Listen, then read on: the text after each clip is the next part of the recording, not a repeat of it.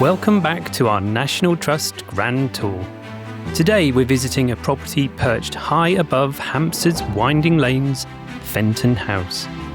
One of London's quiet treasures, Fenton House is a beautifully preserved 17th century merchant's house filled with art, porcelain, needlework and one of the most remarkable collections of early keyboard instruments in the country. It's a place where centuries of craftsmanship, music and domestic life all meet under one roof.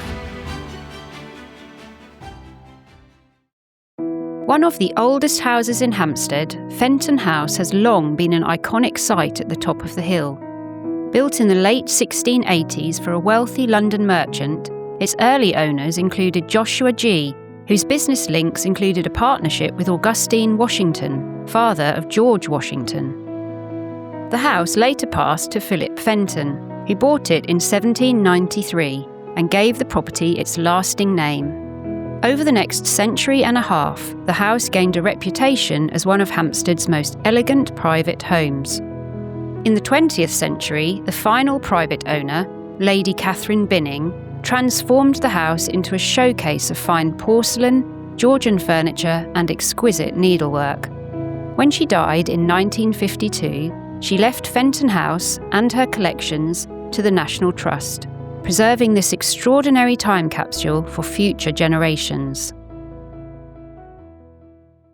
Fenton House is a classic example of London's William and Mary architecture. Warm red brick, crisp symmetry, and a distinctive gabled roofline. Our first view of the house was of the east facade, facing onto Hampstead Grove. The dramatic colonnade was added in the early 19th century, when this became the main entrance.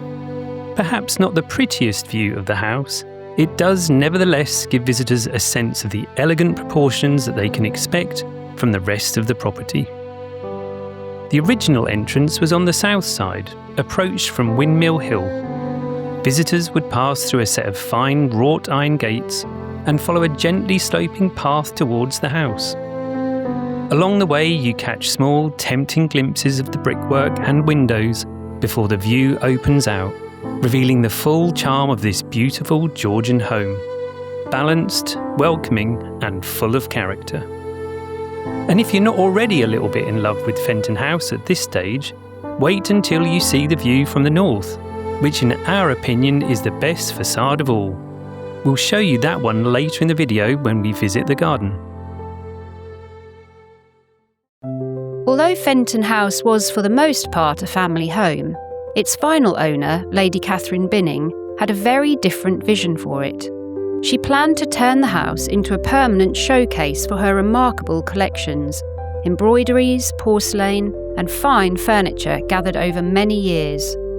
When she died in 1952, the National Trust honoured that intention and opened Fenton as a museum gallery, allowing visitors to enjoy the house much as she imagined it.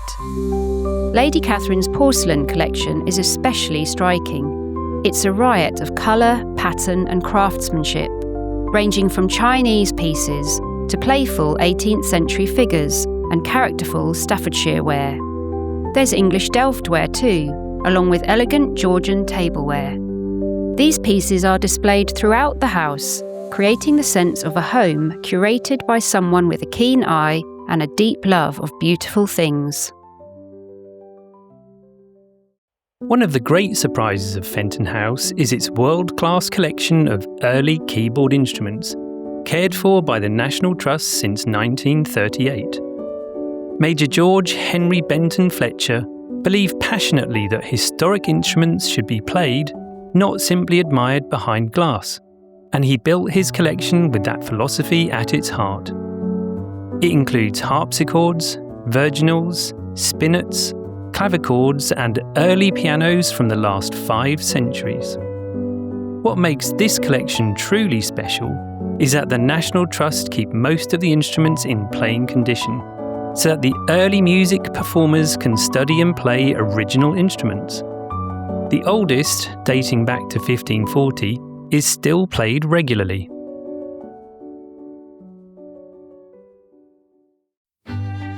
Although Fenton House is now mainly used to showcase the collections we have already explored, a few rooms are still arranged much as they might have been in a family home.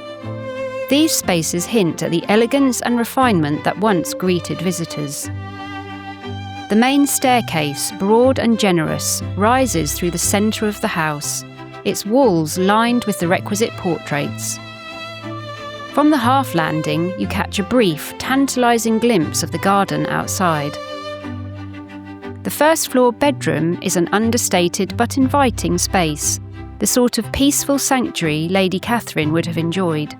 With its lovely double aspect overlooking both the garden and the rooftops of Hampstead, it feels calm and airy.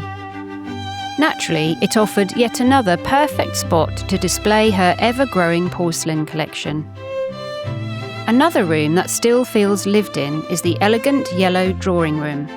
Quietly refined and full of soft light, it must once have been a wonderful place to unwind, perhaps with a book or while sharing tea and conversation with a friend. During our visit, one of the volunteers let us know that the balcony was about to be opened, and we're so glad we made the climb to the very top of the house. Stepping out onto the balcony feels like discovering a secret lookout. From here you get wonderful views across the garden and the City of London, sitting about 5 miles away on the horizon. One landmark stands out immediately, the bright white facade of Admiral's house. Local legend says it inspires Admiral Boom's home in the P.L. Travers story Mary Poppins. In the story, Admiral Boom is an eccentric retired naval officer who fires cannons from his rooftop to keep time. And when you see the house from this vantage point, it's easy to understand why the tale has stuck. And with that, our inside tour of Fenton House is complete. So let's step outside and explore the delightful and surprisingly large garden. When you first step out, you find yourself on an unusual raised terrace, flanked by a long, richly planted border and looking down over a neat lawn at the back of the house. From here, you finally get those lovely views of the rear facade we promised earlier. The mix of differently sized windows, still perfectly symmetrical, and the tall chimneys rising above the roofline give the building a wonderfully characterful, almost storybook quality. At the lowest level of the garden, you'll find the kitchen garden and the 300-year-old orchard, a lovely contrast to the more formal spaces. The orchard is home to 32 heritage varieties of apples and pears, and during harvest season, visitors are encouraged to help themselves to any windfalls. This area has a relaxed, cottage garden feel, hinting at the abundance of fruit, vegetables and flowers that fill the beds in summer. Even in the quieter months, it's a lovely, peaceful corner of the garden. Elsewhere, you'll come across a number of smaller, more intimate spaces. Some tucked unexpectedly around corners, others sunken down to create cosy, sheltered spots. It's clear the garden has been laid out with real care and thought. Although the overall footprint isn't huge, the clever design makes it feel much larger, with each area offering something a little different as you wander through. Definitely a hidden gem in an urban landscape. Before we wrap up this video, we always like to give you some handy tips to help you make the most of your visit. Ask if the balcony is open. The views of the garden and across London are worth all the stairs to the top of the house. Try to time your visit with a keyboard demonstration. It really is quite special to hear some of the historic instruments being played in person. Combine your visit with time in Hampstead Village and Hampstead Heath for the perfect day out. If you're staying in London for a few days, there are a number of other National Trust properties worth visiting. Two of our favourites are 575 Wandsworth Road, an unassuming Georgian townhouse transformed into an extraordinary hand-carved artwork, with every surface covered in intricate wooden fretwork.